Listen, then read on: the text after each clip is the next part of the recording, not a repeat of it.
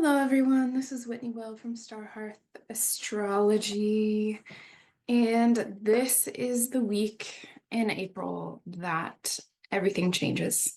It is the middle of the month, literally, but it is also the pivot, most certainly, from the astrology of the first half of the month to the astrology of the second half of the month.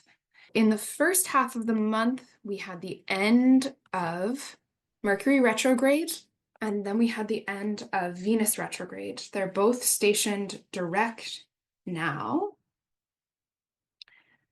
in Pisces, moving forward, integrating the things that happened, maybe still in shell shock from the astrology of the past 6 weeks, which has been pretty brutal.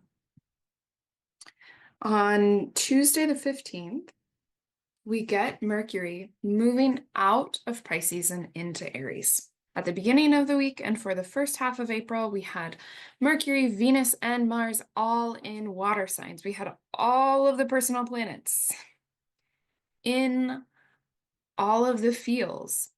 Venus doing pretty well in the sign of her exaltation, but Mercury in the sign of its fall and Mars in the sign of its fall, which means our ability to take action, think clearly, move in a straight line forward, not so good. Our ability to feel benevolence or grief towards the world, high. But Venus is also right under the thumb of Saturn, which is a double-edged sword. Great for making long-term vows, not so great for Venus feeling free and flowy, right? Part of what she's encountering there in her full capacity to kind of feel and create is the weight of the ways that things are and the weight of grief. With Saturn in Pisces, grief is a big deal.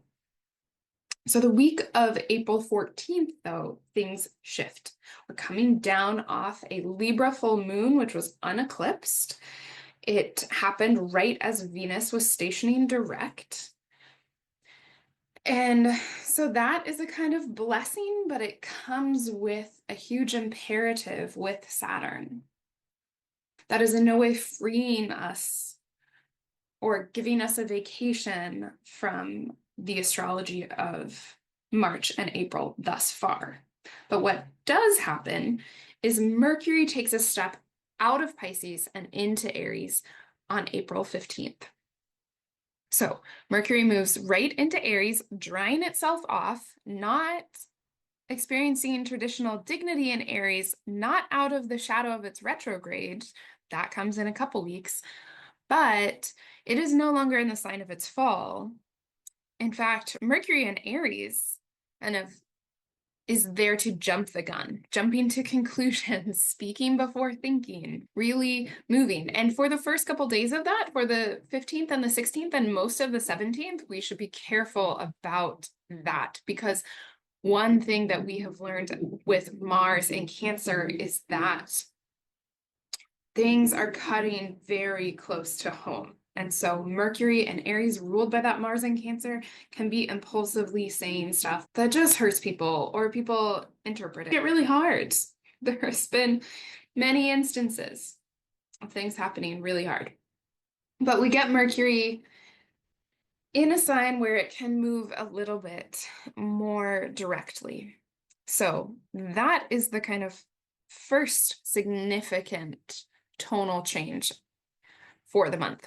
Now, the second one happens in the later evening of Thursday, the 17th, when we have Mars moving into Leo. So I got 1 minute off, but it's basically 9:20, 9:21 Pacific time that Mars leaves Cancer for the first time since the first week of January. So on the one hand, yes, we have Mars out of Cancer. The end of Mars retrogrades are just so filled with exhaustion, emotional exhaustion. I think there was a huge feeling of helplessness as part of this retrograde with Mars in Cancer, which can definitely go there. A confusion of grief and anger that exists with Mars in Cancer. And of course, just the prolonged transit of Mars all over your Cancerian placements. It's stationed direct right on my Cancer South node, and it has just hurt right where my heart is. So very much looking forward to it getting out of Cancer into Leo, where again, doesn't have traditional dignity, but it is leaving the sign of its fall. But there is a catch, and that catch looks like Pluto at the very beginning of Aquarius, and Mars moving into an opposition with Pluto for the remaining part of the month is pretty brutal. We have Mars, the warrior, staring down completely overwhelming odds. And so we can get in huge contests of will, which we will see geopolitically, which we have been seeing geopolitically, but we'll continue to see, right? Where there's a lot at stake, there's a lot of hot air. People are going nuclear because with Pluto and aspects to Pluto, it's the anxiety embedded in the core of it is annihilation anxiety, right? People feel like they're fighting for the right for their beliefs to exist. They come with overwhelming fears that the country that they believe in, that they belong to, is being taken away from them. And you can hear that message on both sides of the aisle in the US, right? That increase in fear really increases the brittleness of our response.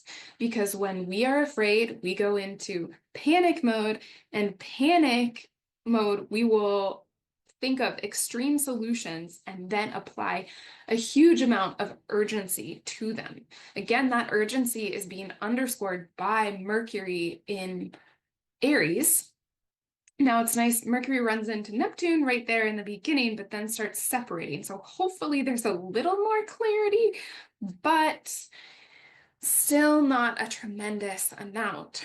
So we're building up to that Mars-Pluto opposition. Now at the same time, and here is the third piece of everything changing this week, is on Saturday the 19th, in the middle of the day, we have the sun entering Taurus.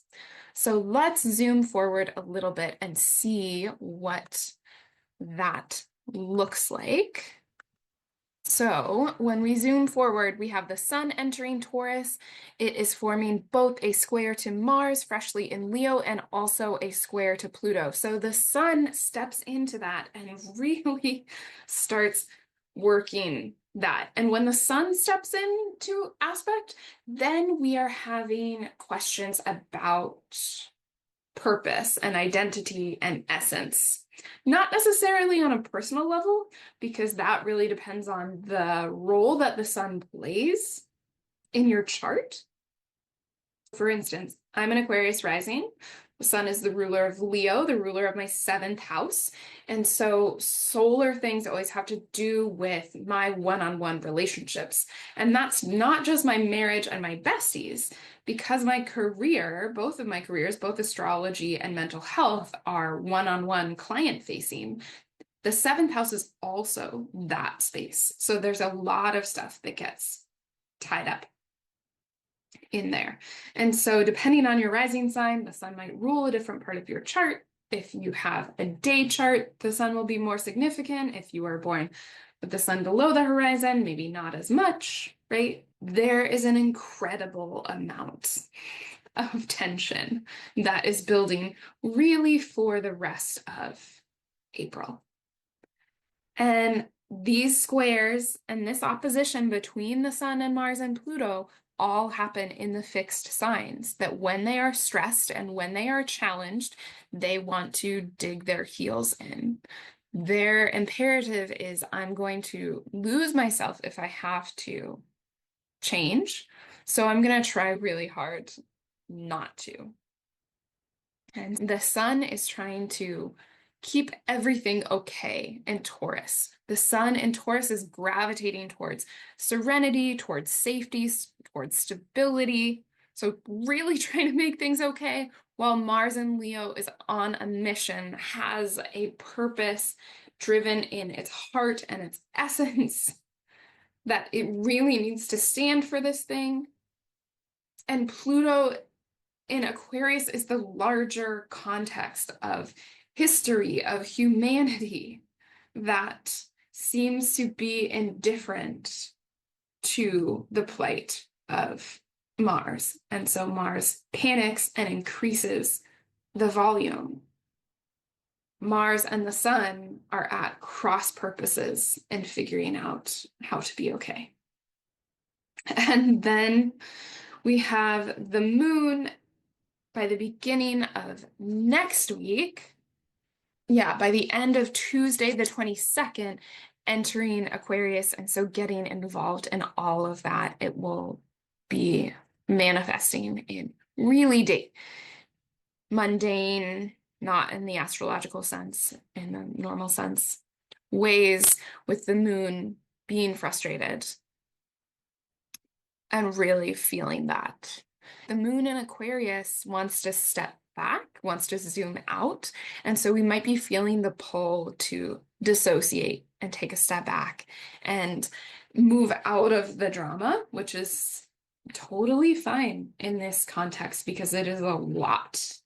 We've been through a lot and we're going through a lot, especially through the rest of April.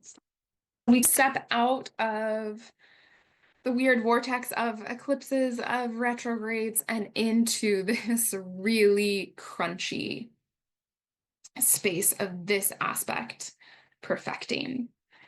Mars and Pluto will perfect their opposition on the 26th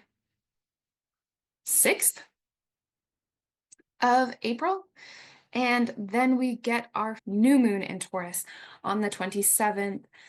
That opposition is really embedded in the new moon chart. The new moon is in a square to that opposition, so very much affected by it. We're probably going to be feeling the aftershocks of that piece for the next month.